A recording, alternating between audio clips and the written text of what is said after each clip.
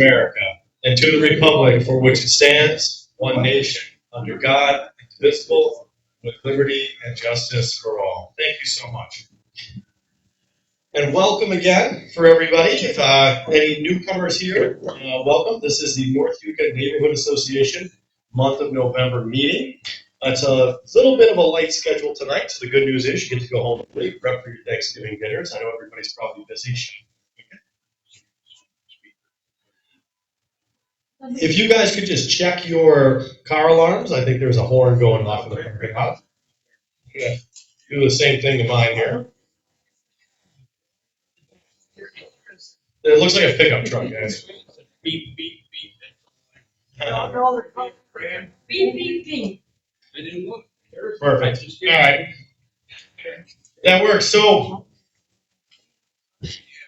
first thing tonight, Mr. Gentile, who is our current county legislator, is not going to be here tonight. Unfortunately, he had to go out of town. So, I have a little bit of a letter that he submitted for me to read to you, just kind of a little bit of an update on what's going on with his legislative office. So, if you give me a quick moment through that letter, then we'll have our City of Utica Council Representative, Mr. Joe Betrus, come up when I'm done with this. So, I'm very sorry that I will not be with you guys tonight. I've had a trip planned in advance as I'm spending Thanksgiving with my best friend and her family. Contrary to any rumors, I'm not running away despite some luck. Just taking time with some people who mean a lot to me.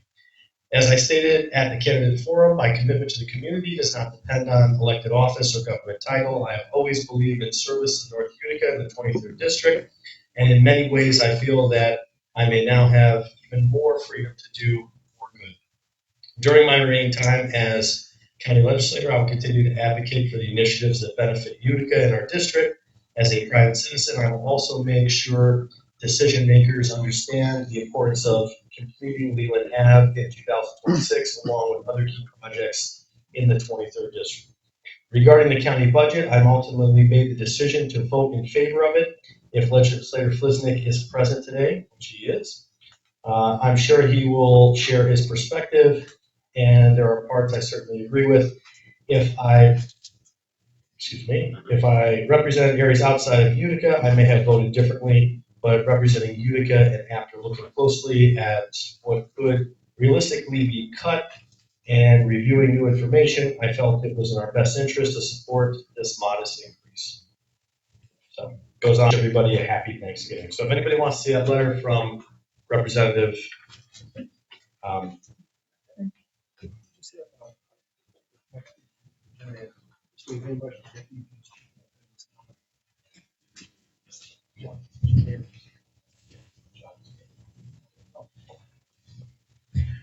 yeah, so that's a letter from Representative Michael Gentile. Like I said, I'll leave a copy of that on the back table if you guys want to see that. And of course, we wished everybody a happy Thanksgiving.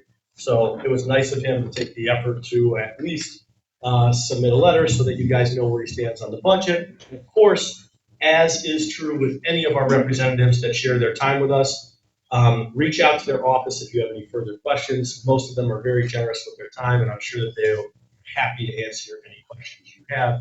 And I know we do have several local representatives here, but what we're going to do is we're actually going to have Mr. John Adams from Energy Service Technologies come up first. And the reason for that is he kind of explained to us a little bit about what he does. If you guys have any further questions, of course, you can meet him at the back table there. He can show you exactly what's going on. Hi, John. How are you? I'm good, thank you. I don't even think you're probably going to need that microphone. No, unless there's somebody who feels that I do. Can you hear me okay?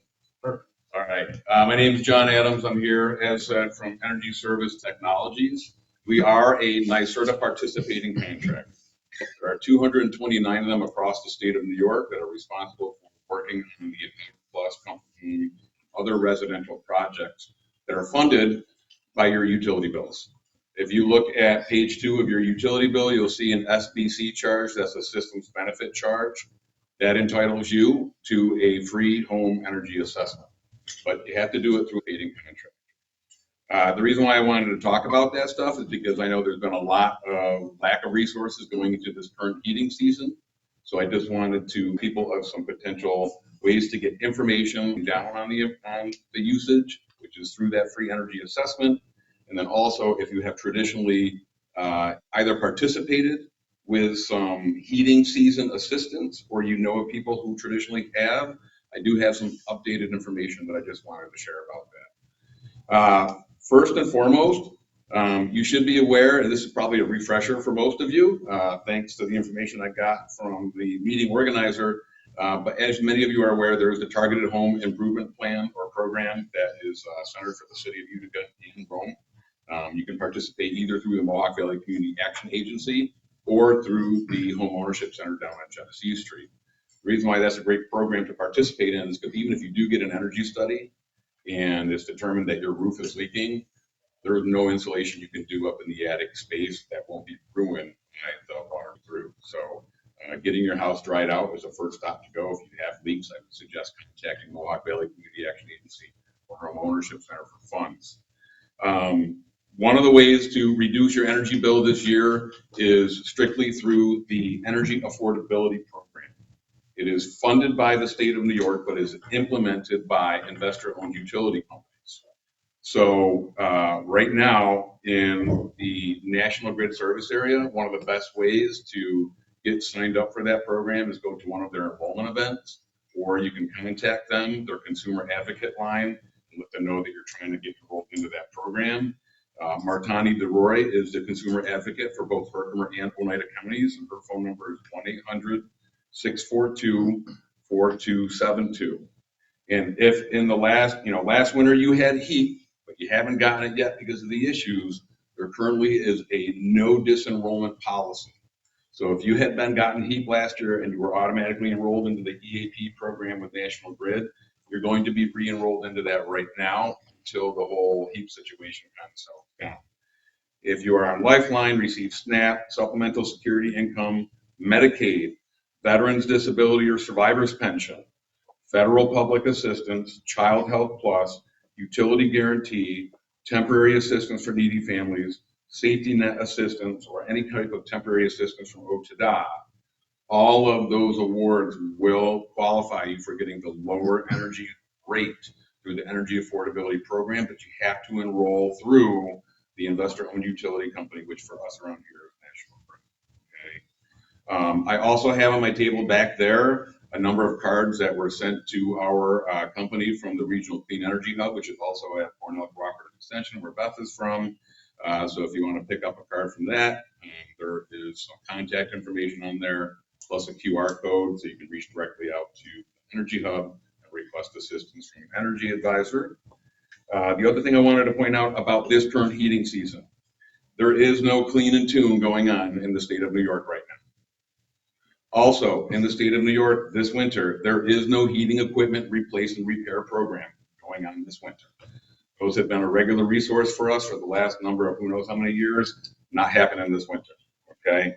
So the round this whole situation is right now, you have to try to apply for the Office of Temporary Disability Assistance, Temporary Assistance Emergency Benefit. If your heat's in, if your kerosene tank's just about empty, there is no heat resource. There is no, my heat's not working, heating equipment, please fix it. You have to go through the TA. If you get that benefit from N.U.N.A, great. If you get the denial letter and then you apply for a program that's through NYSERDA, and there's only one in specific, they will unlock an additional $6,000 to go with a $10,000 grant to try to rectify that whole no heat situation first and foremost. And then if there's additional funds left over, they'll try to do some insulation work so that way the heat that is coming from the device is lasting in the living space a little bit longer. So with all that said, I will also just point out heat. I know that is a resource for many people, lower or help pay for their energy bills. First, we didn't get it because it's hard to get stuff from a government that shut down. Now that they're open, they're in the process of releasing the funds. Obviously, New York has been clamoring for what they expected this year. And at this time, the most recent information I got today was that they're expecting those funds to come in the first week of December. So if you do the HEAP applications, or if you have like a person you know that regularly communicates with a DSS case manager or something like that, now's the time to probably reach out to them. The reason why I'm here again is because we are one of those participating contractors. If you're interested in signing up for one of those energy assessments, all it is an assessment. If you're income qualified, we put you through the Empower track. The Empower Tract also offers some participants a full $10,000 installation award, no cost to the property owner or to the energy account holder. The other program is a $5,000 incentive, and for a little while longer, it can be just $5,000 worth of installation. But starting in Q1 of 2026, they're going back to a matching scenario. So if you qualify for that $5,000, it's a dollar for dollar match up to $5,000. So if you spend $5, you get $5. You spend $1,250, you get $1,250 for a $2,500 match. The other program that's out there, which is going to be ramping up in earnest going into 2026, and is also going to be taking the place of the residential energy assessment program, which is sunsetting on December 18th, is the Comfort Home program. And the Comfort Home program has got like 3 packages basically. One is to just make sure that your basement and your attic is insulated. The other one is to do some additional air sealing and make sure the exterior walls are insulated. And if your home already has those scenarios, package C is what they call the window add-on, where you, depending on, if you're a repeat applier or if you haven't applied before, you can get up to $2,000 to go towards window replacements in the home as well too. So if you have any questions about any of that stuff, or where the SBC charge comes from, hint, it's NYSERDA. That's where all this stuff is coming from. Where are these awards that you're just talking about now through? Home ownership program? Is So- that who you contact, or community action, or who? I'm sorry, can you repeat the question? Community action or home ownership program, do you apply through them? Oh, for the Empower program? Yes, what you're For just like the free talking energy about, assessment? yeah. So for the free energy assessment, there's actually 3 pathways. You can Oh, apply okay. yourself. All right, You can reach out to your local clean energy hub and ask for assistance, and then they can Okay. do an application submittal for you. And then they can help you with working with a contractor, or you just work directly with one of the participating contractors. contractors. Yeah. And so, and again, to back up a little bit, the participating contractor network, the way that works is essentially you've got to apply, you've got to show you've got a stable business, provide them a certificate of insurance, all that kind of stuff. They also want to see that you have the requisite certifications. So a lot of times there's this agency that's based out of Saratoga Springs called the Building Performance Institute. And they have been a leader in doing the trainings for weatherization assistance programs, primarily through the Northeast. And then they work with all like the weatherization assistance program directors, Mohawk Valley Community Action Agency included, and set up a not-for-profit in Syracuse, East Syracuse, called NYSWATA. And that stands for the New York State Weatherization Directors Association. And so what they do is, depending on the class of work that you're doing, if you're doing HVAC work, there's a heating curriculum. If you're just going to be doing a spray gun machine all the time, they got the spray, polyurethane or polyfoam stuff that you can work on. It really depends on the class. Some contractors that are popping up all over the place now have actually been in the industry for a long time, are just realizing that, like, hey, we're already in the home doing all this HVAC work. Why don't we just do the installation around there?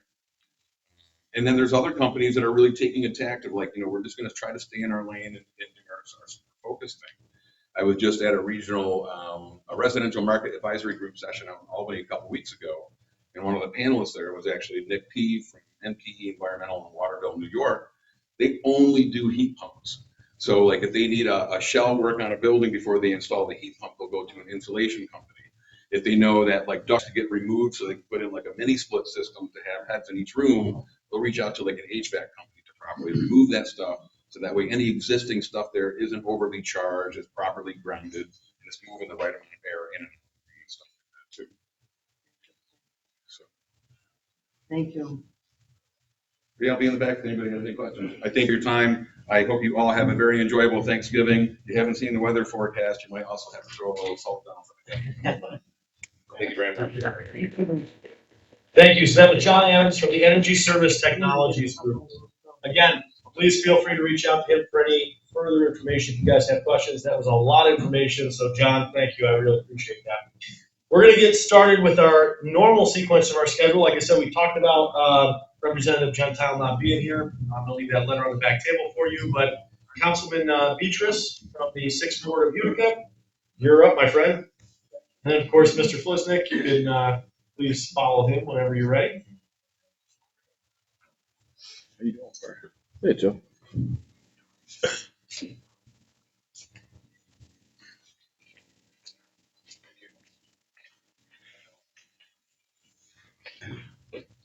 Good evening. Thank you, everybody, for coming. And before I forget, I want to wish everybody a happy Thanksgiving and a Merry Christmas and a Happy New Year, because I don't believe we're having a meeting in December, correct?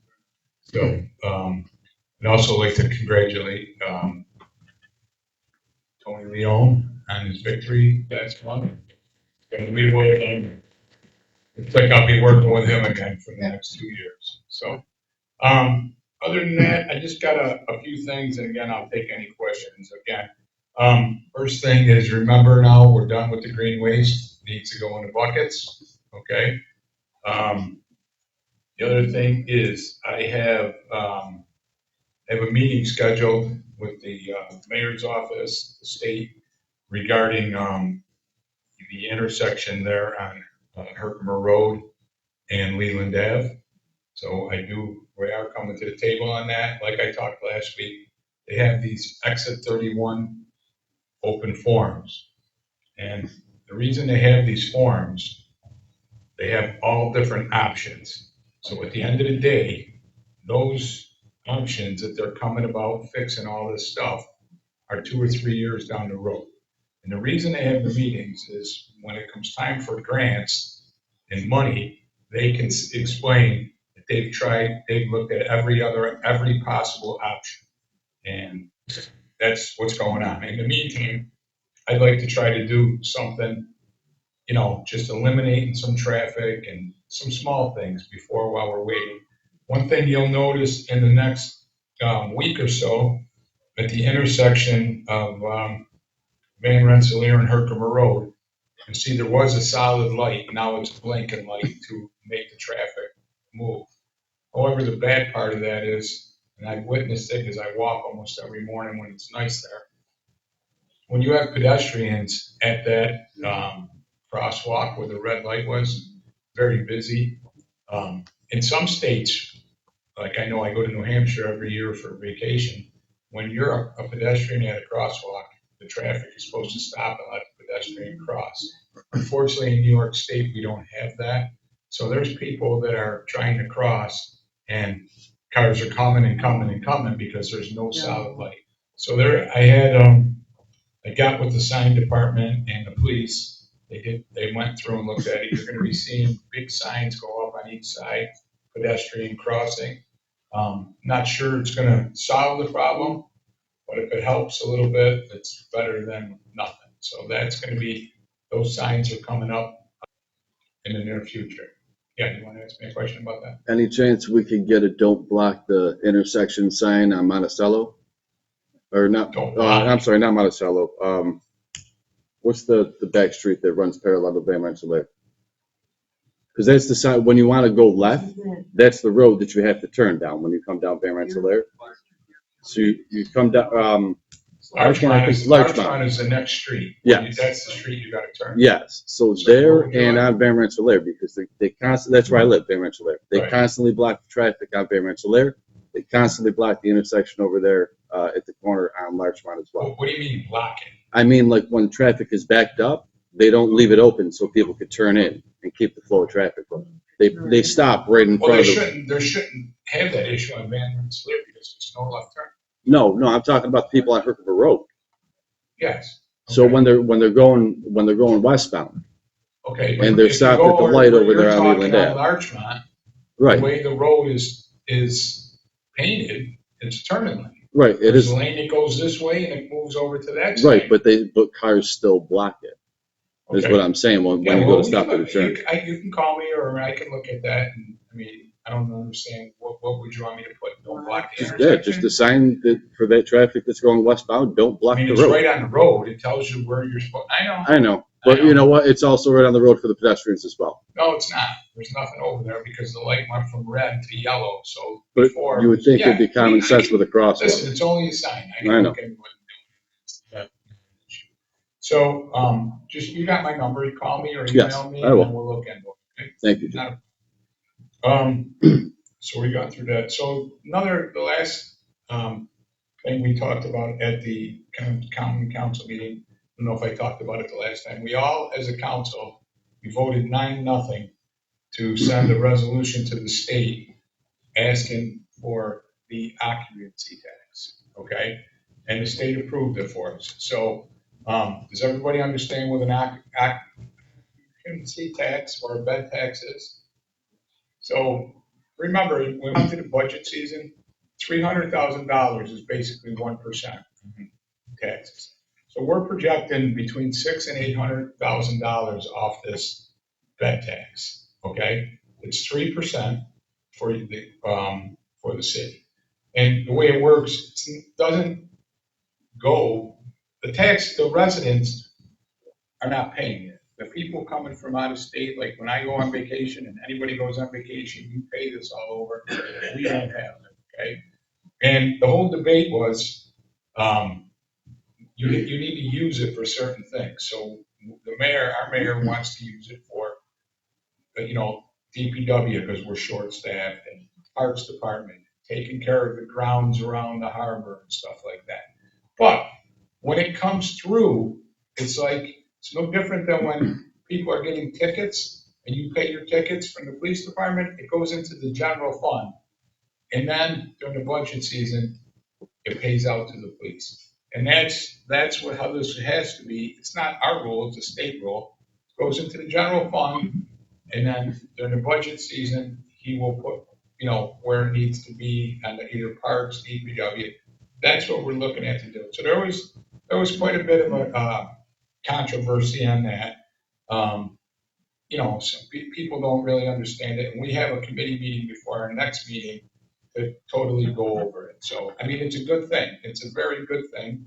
And, anybody who wants to talk about the hotel owners, okay? And I spoke up, I'm not sure if you watched it. Any hotel owner shouldn't be against this, okay? Because at the end of the day, if you get $800,000, that's almost 2.5% that we can use to lower your property tax or not raise your property tax. And the hotel owners pay the property tax. So they should be happy about it. And to be honest with you, I believe the county gets 5% bed tax, we get 3%. So if you're going to a hotel, and I'm going to round it off because I'm not great with math, if you go to a hotel that's $100, okay, you're paying $8 in tax, okay? And, all of us, I know my daughter played sports for years. I traveled all over. We paid it all over. I believe in my phone, somebody sent me a hotel receipt from Yonkers where they have all sorts of taxes. And we're not saying that, but we need to raise revenue in the city. It's not hurting our taxpayers. Okay. So, does anybody have any questions on that? Yeah, Bo. I believe it does. Yes. Yeah. It's basically the same thing as the county, but the county. So, what's your question? I believe they all had to get added into it. Am I correct? We have short-term rentals. Yeah. The Airbnbs? Airbnbs too, Yeah. yes. Those are the ones who kind of squawk a little bit because a lot of the Airbnbs they're private people and if they charge $250 and the guy says, I'll pay you $150 cash, that's a lot of stuff that they probably do, yes. There's a ton of them. You know, if you look at I know, yeah. There's a ton of them. It's almost, yes. So that to me this is a positive, it's a good thing. And remember, our budget season goes April to April. So hopefully we'll pass this at the next council meeting. So I'm not really sure if it would start, we probably have a little bit of revenue in this budget season. But then next year it'll totally kick in. The last thing, before I take any questions, you've probably seen it on TV today, the Belle by Alice Ski Center. Marion Buttonshon, she secured $2 million for us, and it was kind of a fluke thing. Gentleman, not sure his name is Mr. Hastings, not sure exactly what his title is. He came here a year and a half ago to meet with her about police and fire and different stuff, and they were at the Belle by Alice Ski Center. He asked, what is this? She told them it's a, city-owned ski chalet, and they haven't been able to use it because the chairlift and stuff is not working. We haven't had good weather.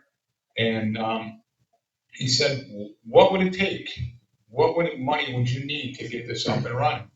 They went to, at the time, it was Dave Short, and he came up with a $2 million number. I wish he said $4 million, because the guy got the money, but it take all this stuff, and Rick will probably tell me, Tony could agree to, it takes time. It doesn't just happen right off the bat. So that was for, to have snowmaking equipment, water run up the hill, so we can make snow on top of what we had. But in the meantime, they had to fix the chairlift. They had to do a weight test on it, and the mayor and his relatives started it themselves, working on the machine. And the Amodio brothers seen a post that the mayor put out there. I'm not sure exactly what they build, if they do cars or they're very mechanically inclined. They came and they got the chairlift motor, redid the whole thing. Its chairlift works on electrical. It's got an electric motor, which was fine, but it has to have a backup, which is gas operated in case the electric goes out or something. So they worked on that over the summer. The state came in and did the load test, and within probably, hopefully, the month, or they started digging, putting these pipes up. Hopefully, in a perfect world, by January, we should be able to make snow on the hill if we need to. And it's not just going to be, the mayor's vision on this is not just for snow. It's to have the chairlift operating year round. So people, if you want to take your kids up the hill, walk around up, the Eagle area, right? I think there's going to be hooks on the seats that you can put your bike on it, take your bike up there and ride the trails all up there and then come back down. That's the vision that we're going to have. Hopefully another big problem we have is like concessions there. It's very tough to lease it out or have somebody run it, because if you put all this money into the concession and you get no snow, there's nobody there. But if it's something year round, hopefully, maybe like a little ice cream stand or, hot dogs, soda and stuff like that. Just something to make the quality of life a little bit better for us. Also, the skating rink. We have a beautiful skating rink. It's got chillers underneath it. That's going to be opening. It's just about ready now. They're just getting the ice already. I think that's going to be opening on Friday. There's lights there. So just trying to do some stuff to make things better. I kind of laugh because I just can't really stand the negativity all the time. And I think sometimes it was better when there was no social media, because, you get people with fake profiles, fake names. They don't like this guy. They want to come on. I was just reading some of the stuff that's out there. You got a grant for $2 million. Okay. You want to say wasted money. If Utica doesn't get the grant, Binghamton or Syracuse or somebody else is going to get it. So that money is in a budget for recreation. It's kind of like back in the day when the Comets came and they redid the auditorium. Everybody, they got this money. If we didn't get the money, they would have got the money for the Staten Island Yankees or down there. So it's good that we have politicians and people fighting for us to do this work. So, I try to be glass half full instead of half empty. And that's about all I got. So I have a question. Yeah, yes, I hope I can answer it. If that $2 million project, say we don't utilize all those funds for the ski things, can we push that to other things we need, or how does that work? Well, you heard me say after they wished that they said they had $4 million. Right. So you're gonna use it, but I'm not sure what on that, but I'm sure it would be, I was up there today, and the Parkway Ski Chalet is a beautiful facility, but it hasn't been upkept in a long time, so I'm sure there's a lot of stuff they can do with that. So, but, got anything else? Perfect. Okay, again, have a happy holiday, Merry Christmas. Everybody, and happy Thanksgiving. Mr. Flisnik and Mr. Leone, if you want to come up and say a couple words as well, you're more than welcome.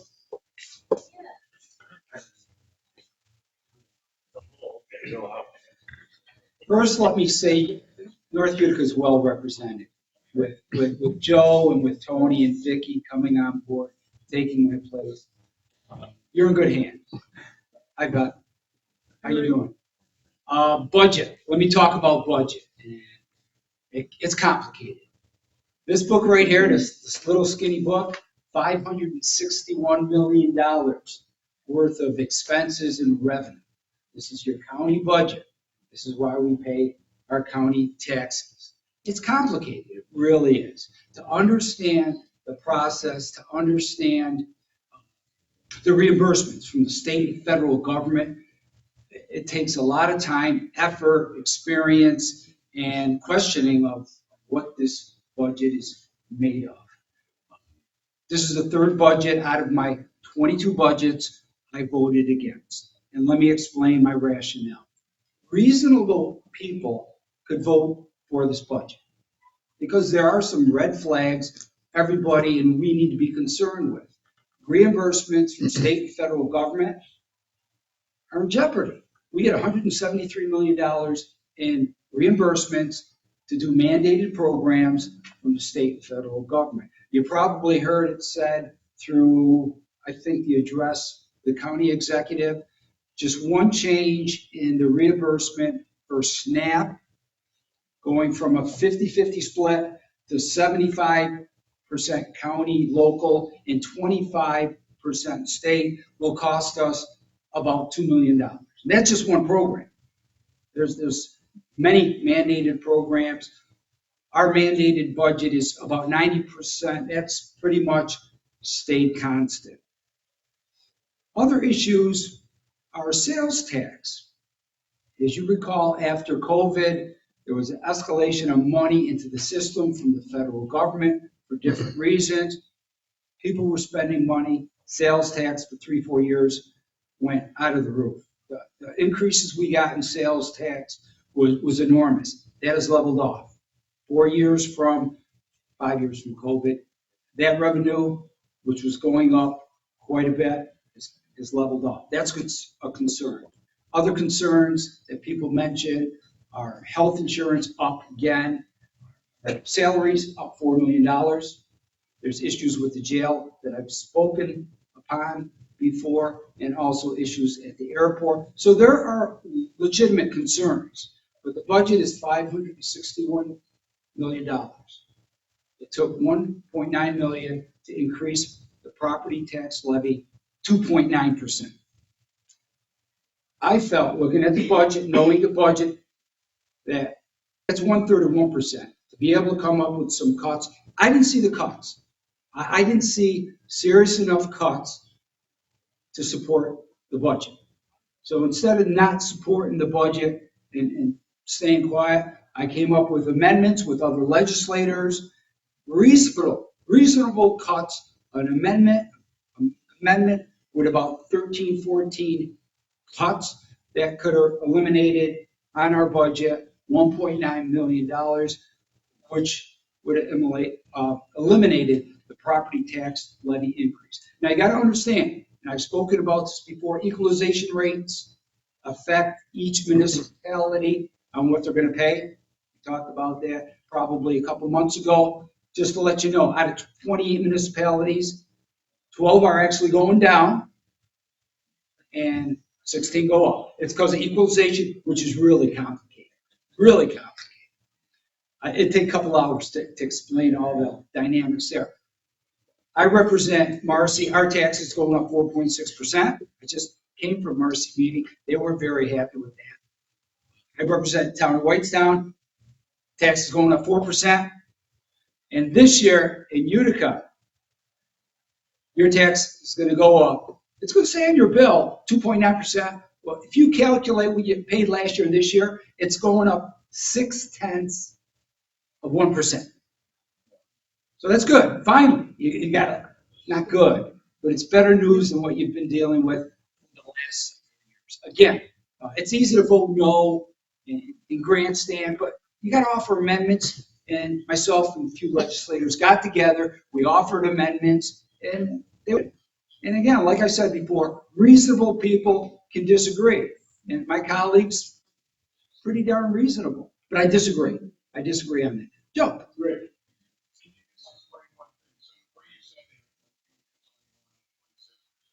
It's going up 0.6%.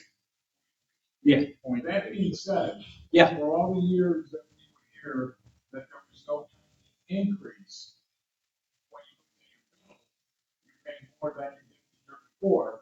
So because of the formula, your formula is a lot different than like CDU. Yeah. With Correct. the equalization rate, you're looking at 28 municipalities that pay county tax. So with the equalization rate from the state, they try to balance based on assessments, who's overassessed, underassessed, and that's why they come up with a formula, and that's why 12 are actually going down. There's a couple towns going up 6-8% based on equalization, based on, as Tony knows, add-ons. And the big problem for add-ons was MVCC, and if you have more students from your community going to MVCC, you pay more of the charge. Tony knows that, right, To? And there was years. No. What's that? No. No. So because we have a community college within our county, we're a sponsor county, which is great. We love MVCC. Great programs, great institution. But what we have to do is support it, and that fee goes directly to municipalities.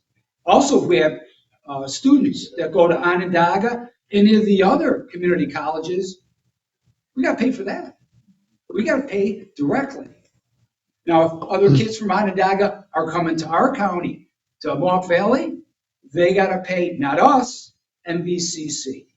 It is tricky. And I'll give you one more nuance. The crazy state, there's a college, a 4-year college that also offers master's degree. Anybody ever hear of FIT? Mhm. Fashion Institute of Technology. It's renowned, great school. The problem with that is, right now, all the other community colleges, 2 years. So if a student goes to Onondaga, Herkimer, wherever, Monroe County, there's a fee we have to pay as county taxpayers to Monroe Community College. FIT is different. If one of our students goes to FIT for 4 or 5 years, we have to pay 4 or 5 years, and the fee's not $4,000 or $5,000 a year. It's $16,000, $17,000. So just envision a community like Augusta, small budget, and they have 2 or 3 kids going to FIT. How fair is that? It's just a nuance. That's not right, I don't think. They've been fighting that for years in Albany, but good luck. That's not going to change. But that's just a little nuance. I know it's complicated, but you got your tax levy, you got your add-ons, and add-ons are made up of MVCC and Help America. Go ahead. Sorry, not to interrupt you. No, So you said FIT, the fee is about 16,000 or so, don't quote me on that, but it's up there. It's up. but is that because they offer the master's degree and 4-year degrees and so on? It's a longer term college. Is that why? I'm not Or certain, is it, but there's a accelerated fee for each year. So if you have a student going there 4 or 5 years, Mhm. your municipality is paying for 4, and that, to me, it's unfair. Community college, we pay 2 years, which is fair. Why does FIT and down in Manhattan, why that college gets payments from Onondaga, Oneida, Madison County Right. for 4, maybe 5 years at an accelerated higher rate? It's not If- fair. if MVCC, for instance, just hypothetically Yeah. speaking, if they were to offer, not necessarily the same program, but a structure like that where they could offer a master's degree or 4 years or whatever, would they be entitled to a similar fee? Good luck getting it passed. Okay. Well, this goes back many years. I don't know who had the leverage, who convinced the state assembly and senate to approve this, but there's people that have fought it, but it's never been changed. And that's just a little nuance of our glorious state government, quite honest. I don't believe it is. But I could be wrong. I believe it is state, it's got state funding coming in. How did you learn all this through that budget that you read? No, I've known about this, and we've had petitions 3 or 4 times that I've sponsored about it. It just doesn't, It's not fair. I think they get, state grants and stuff, that's Yeah. why. It's not necessarily a support Yeah. system, but because they qualified for that. Well, that would make it even wrong. Yeah. Worse, as far as I'm concerned. Right. Community colleges need support. Yeah. And they're Right. financed by membership counties, but Yeah, That's interesting. I gotta check that. 'cause Well, I think guess it was not to private. interrupt, but it's a, according to Google, it's part of the SUNY program. It's part of It's the- not a Part of the private system. institution, it's a public college that is part of the Okay. State University of New York. well, Google's right. You know that. Well, I mean, it's, of course, it You has to check be with right, Google. but, I mean, that's just, you know. I What it wasn't really is, 100% who knows? positive, but I thought it was. Budget questions about anything in the budget, anything going forward, keep your fingers crossed. I How do hope we it's a pay good less? year. What's that? How do we get to pay less? Pay less. Pay less. That's what we want to do. We want to save money. Pay less. We want The to gas give station. less money to the government You know, and still live comfortably. How do we do that? well, it's unfortunate, but there's a lot of programs. People demand programs, not only programs, but increase in funding for, let me tell you, TEEP. Mhm. HEAP, over 5,200 Oneida County residents get HEAP. You know how many people get SNAP? Could you explain what SNAP is? Over 40,000. Mhm. Supplemental nutrition, What is it? it's funding to help people buy food. It's the EBT card, Yeah. right? It, Yeah. It's the it's food the old stamps food program. stamps. It's another name. Yeah. Yes. There's a limit. No, there's a limit on income. But my point is, we got a population of 230,000, and our county has 42,000 on SNAP. There's a concern there, shouldn't it? Well, given the numbers they just gave us, how many of those are legitimate? That's a concern. That's. I That's think, a yeah, concern. you know, yeah. That's one out of almost six. But what are the qualifications, you said? There's income level, there's qualifications based on income, number of people in your family, especially if they have children. Good programs, don't get me wrong. Right. But there is abuse. That's What kind all. of abuse is You that? have to be a citizen. To get SNAP. Yeah. Nobody knows that question. I want to say technically you should be, but, I believe yes. you know, depending on what I side of the believe aisle you're on. yes. You're supposed to be a You live in citizen New to York vote, City. too. So Hey, we don't know that one. Google me on that. Google me. What's that?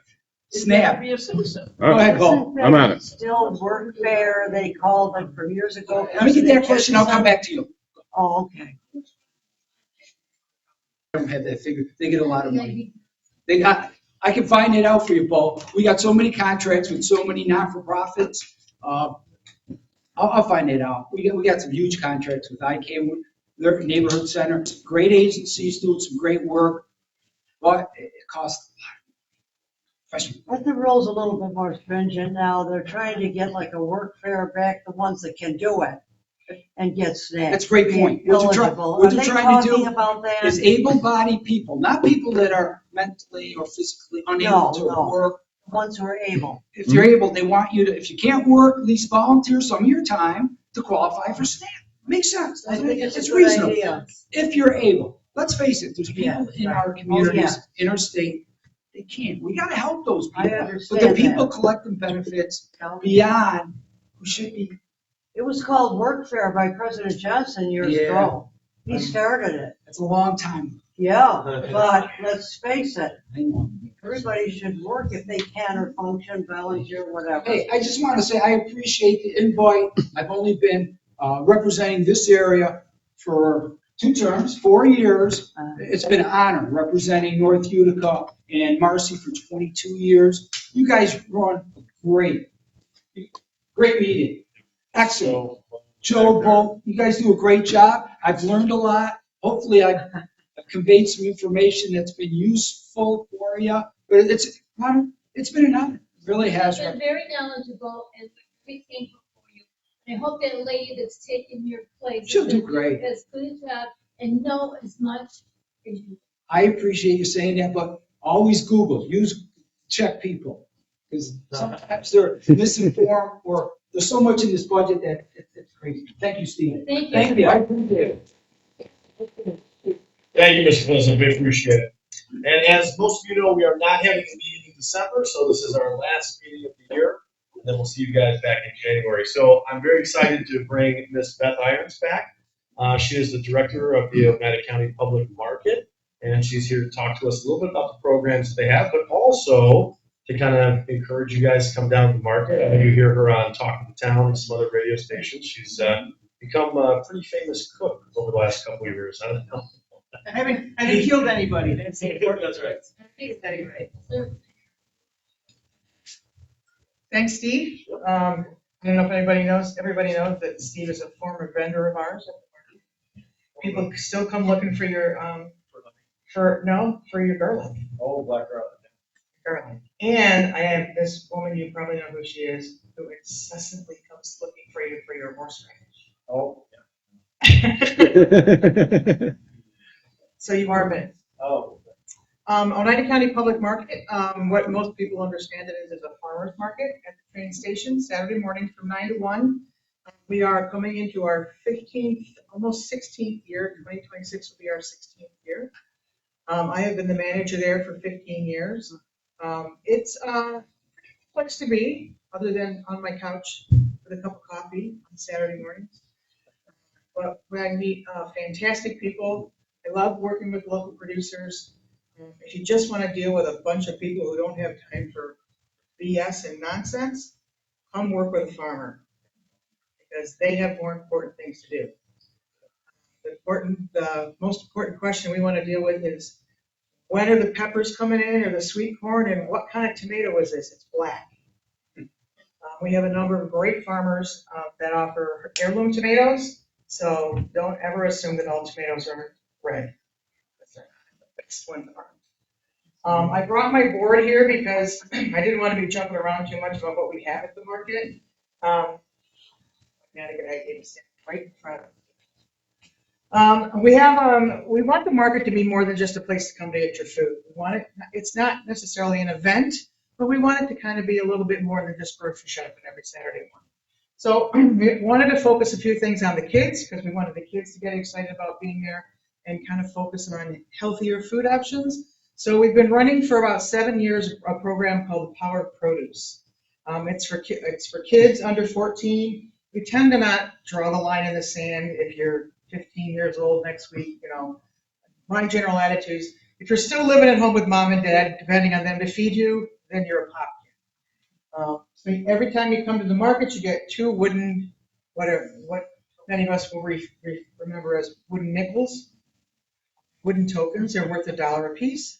And the only rule to be a pop kid was you can only spend those, you get 2 of them, you can only spend that on a fresh fruit or a fresh vegetable.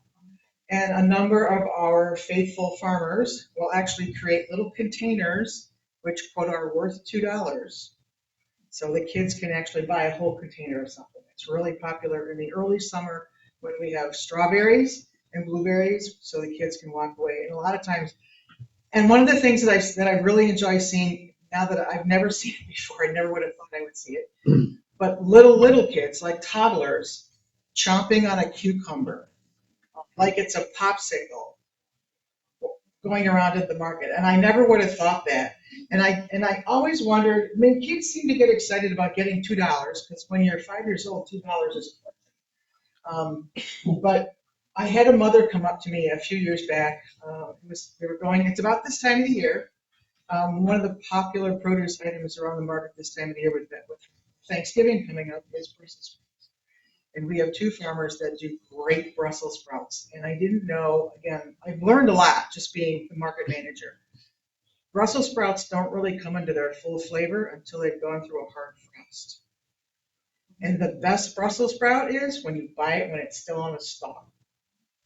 Cut it off as you cook it. And I had a woman come up, and she had 2 little kids, a little boy and a little girl. And the little boy the kids, once they understand the program, they come running to the market table to get their tokens every week. And they came running up, and I gave him his tokens, and he smiled and stuffed them in his pocket and started walking away. And his mother goes, I got to tell you a story. She says he's been saving his tokens for like the last 2 months. He loves Brussels sprouts. I'm thinking, this kid's 6 years old. I'm like, it's 6 years. I didn't even know what a Brussels sprout was when I was 6 years old. But she says he realized he bought him one day with his pop tokens, went home, loves them. Now he's appointed himself the Brussels sprout keeper for Thanksgiving. And he saves up his tokens and buys a stock of Brussels sprouts for the Thanksgiving meal. That's why we do these programs. So we do the Pop Kids. We also have the Busy Bee, which Steve was familiar with in summertime, and the Curious Cardinal. They're stuffed animals that we put with one of the market vendors each week. They move around to a different vendor. And then it's kind of like a little scavenger hunt for the kids. They get a little slip when they come up and get their pop tokens. When they find out where the Busy Bee is, they have to write down who the Busy Bee is visiting this week and what product they're selling. And then they're naming their phone number or mom's phone number or whatever they want to put down for contact information. We have a big red wooden barn on the end of the market table. They drop their slip at the end in the barn when they find him. And once a month, we draw a name and we put together a kid-friendly market bag or basket with crossword puzzles and coloring books. And when it gets to be late summer, all those things that, parents don't want to have to deal with at Walmart, a package of pencils and some composition notebooks and stuff to go back to school with. Just to kind of add another little fun element for the kids. But it's all about the farmers. So the spotlight is always on them. What's in season. I do a number of public appearances, I guess you would say, from week to week, radio and TV spots. They don't let me in at this point. I've kind of created a monster. If I don't cook for them, they don't let me in the studios. But I try to focus on what's in season and talk about who has what. And a lot of times when they hear me or see me in WKTV, they will come down looking for what I was talking about, which is the whole point. My motto is, as a market manager, I want the heaviest thing my farmers put in the truck at the end of the market is their money box. So that's always a focus. I don't say it like that, but that's my focus. We average 18 to 20,000 people a year. We do run year-round. We are the only farmers market in Oneida County that runs year-round. We are running every Saturday right now through December 20th. That's our last market of the year. We give everybody the week off between Christmas and New Year's, and then we start every other Saturday, January through April. Starting this year, January 10th, I guess, is our first one for 2026. But we're part of the community, so we invite the community with us. I love the Children's Museum. I'm so happy to be local. The kids love it. We've had the Utica Zoo there. We host local musicians. We have a young woman that used to work with me in my other career, who now runs a painting business, like a paint and sip kind of thing. She has mommy and me classes. We just had one this past market where parents will come in with their kids and she'll talk them through painting a portrait. And it's usually a seasonal thing. And at the end of a 3-hour painting class, they go home with their new prizes. We often have food and beverage tastings. This coming winter, we're really excited. We're having our first coffee tasting with Stride Coffee, which is a new local brewer out in Hartford. They'll be here a lot of people have heard of tastings, wine tastings, beer tastings, that kind of thing. Coffee tastings is a really cool new thing in the area, I think. So we're going to be doing that in February. Let's partner with a lot of the market is part of Cooperative Extension. So we partner with other departments in Cooperative Extension a lot. Well, the Master Gardeners are with us once a month. They answer questions, obviously, about gardening. They also do flavored waters if there's anything that's in season that you might pull out of your garden. A lot of your flower blossoms are edibles. So they'll talk to you about that, how to take care of gardens, how to landscape gardens, how to winterize gardens, how to open up gardens. Pretty much any garden question you could ever have. We have a master gardener that has an answer for you. And we also work with the SNAP Education Department. They're with us twice a month in the summertime and once a month in the wintertime with tastings. Again, what's in season, what's available, what's economical to make. And they'll make a product or they'll make a recipe and you'll be able to taste something that you can actually shop for at the market and make it at home. see what else we do. We do have, Oneida County Public Market is a market where if you are a SNAP card holder, you can come down and use your benefits at the market with our farmers. And we participate in their supplemental program called Double Up Food Bucks, which gives extra dollars to match to the SNAP dollars to be spent on fresh fruits and vegetables. So that not only makes it more accessible for people who are on limited incomes to get produce, but it also helps our farmers. Again, it's always one of my primary goals. Make it worth their time to show up. If anybody has any questions, just shout them out. It's a farmer's market. It's a great farmer's market with great people. So if you got nothing else to do on a Saturday morning, come on down and see us. Do you have copies of the schedule, Beth? Yes, there are some brochures here. There are some copies of our holiday and winter schedule. And everything here, anything on here, and printed information is also on our website, just as OneidaCountyMarket.com. When do you move inside? We are inside. Yeah, typically you move in by mid-October. Mother Nature just makes it not a really good time to be outside. This winter, or this past season, we moved in a couple weeks early because of the renovations happening at the 3A wing. They started at the far end of the building and were kind of moving their way towards the market. And it got to the point where we just needed to get out of each other's way. So we got permission from the county to move inside the train station 1st of October this year. And we stay in through the end of April. May is usually kind of like a transitional month. Weather-wise, farmers are out in the fields, that kind of thing. And then we usually been starting around Memorial Day and then really ramping up right after the 1st of June. Outside behind the train station. Beth, where are you in the train station? The main lobby. Oh. Yep, we take over the main lobby. It's a great place to be. I tell people though my biggest problem is I can't move the furniture out of the way. So it does offer some challenges. Yeah, well, and Polar, we get really tight with Polar Express. Yeah.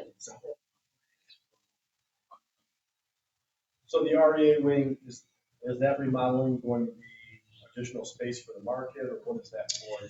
I'm not sure. Rick might be able to answer that a little more than I am. We got a capital project, $4.8 million, so it's been spent, we've gotten grants from the state. What the final goal of that wing is? I think it's kind of one of those, we'll figure it out as we go along. I mean, the building is on the state historic registry, so there are, the county has to work within some parameters. What they're gonna do, what this particular phase is right now, what my understanding is, and Rick, please feel free to jump in. If anybody's been in the back of the building where the railroad tracks are, you will have noticed a large canopy overhead, but that doesn't extend the full length of the building.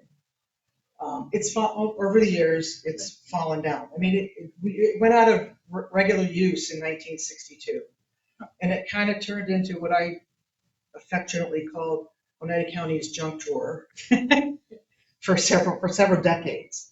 And then back in 2010, I believe, 2009, 2010, the county was like, okay, we've been talking about doing a farmer's market since the 1970s. Damn it, we're just going to do it.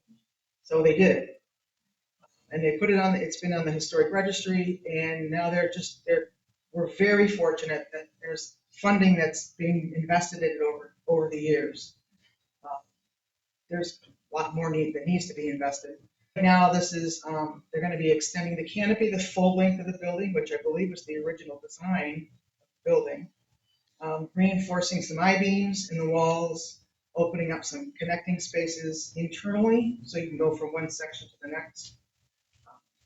I know the county paid for a study a couple of years ago, and I don't know what the parameters were, but whoever did the study came back, the price tag was $40 million.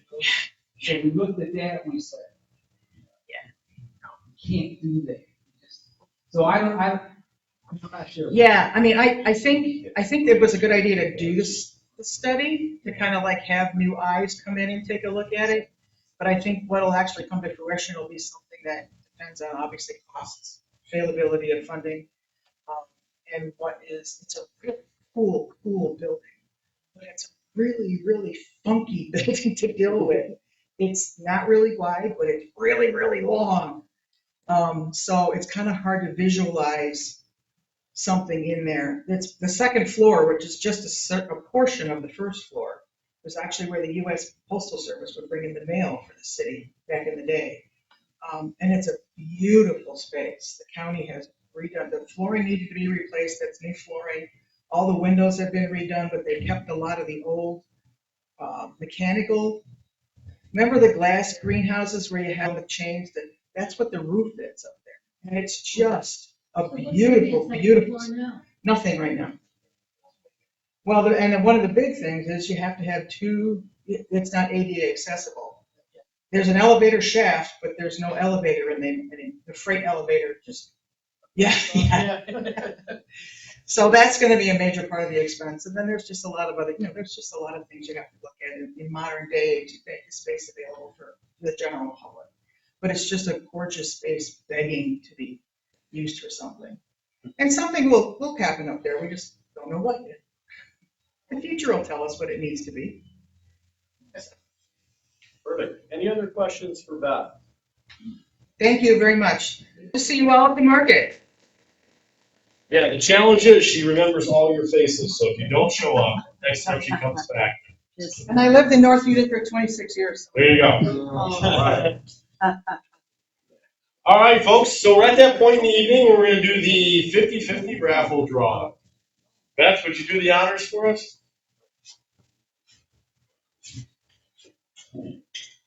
All right, here we go. It is 513100. 513100. All right, look at that. You're just winning at everything lately, aren't you? Look at this guy. I did pick out the one that had a red X on it. I don't know if that was. I'm just kidding.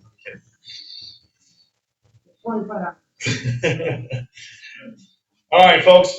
So, one quick announcement, and then I'll open the floor up if anybody else has any other announcements or just general information for us.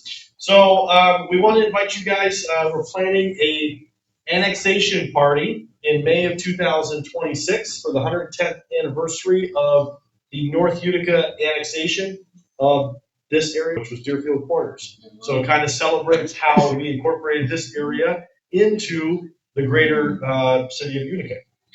So we're looking for some volunteers to help plan the event. We want to have a little bit more of a fun meeting that evening and just talk about the history of this area, kind of celebrate the folks that made it possible for us to be part of the great city of Utica. So I would encourage you to reach out to Bo. What we'd like to do is maybe have some folks, we'll have some sign-up sheets at the January meeting, and then we'll kind of plan the event from there. But any of your ideas are welcome, and certainly all of your help is welcome. So we would greatly appreciate that. Last fun reminder, the next meeting is going to be, of course, the fourth Monday in January. That'll be January 26th. So you all, we want to wish you a happy Thanksgiving, Merry Christmas, Happy New Year's, and we will see you at the end of January.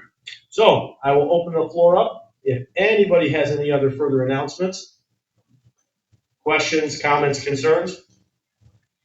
But I also just want to remind everybody that Mr. Tony Leone is going to be the 23rd Legislative District Representative in place of Mr. Gentile. Of course, he always comes to our meetings anyway, but if you have any questions going forward beyond January, of course, you know how to reach out to Tony. He's always been. Question. I thought I heard once, a few months ago, that they were going to open up Gravesville, Gray Reservoir, Gray Lake, Gray Reservoir that used to feed with Hinckley and supply water up there. We need water in this area because of so much industry. The thing is, I know they recycle a lot of it, they say, but I was wondering, and I had that question for quite a while. I haven't heard anything since the legislators were here. I know it's probably Herkimer County, Gravesville, but this is Gray Reservoir. It used to be. We used to go there. I know. I always had that in the back of my mind also. Really? Years ago, the Gray Reservoir, there was a dam there, and a whoever engineered our water system 100 years ago thought that was a important part of our water system. And when the dam failed, they never rebuilt it, I guess, and it's no longer there, my understanding. No, it isn't. And I don't know if that would help the problems that we had at Hinckley this year because of the lack of rain. It's a good point, very good point. I heard that once. And Any this was other- a few months ago. Any other questions, comments, concerns from the floor? Bo, anything for the group? Mr. Gelati, anything for the group? Nope. And I do want to thank Gina as well. Gina's not here with us tonight. She had another family engagement, but I do greatly appreciate, obviously, all of the other directors. So when we get a chance, please thank them as well. Obviously, Bo helps coordinate everything that happens here at the meetings. Joe is our tech guy. He could not do the stuff without him. And then I'm just your talking head. So I do the absolute least amount possible, but I stand up here and look good. So thank you guys for coming. I really, really appreciate it. And we will see you after the holidays. Have a happy, safe holiday.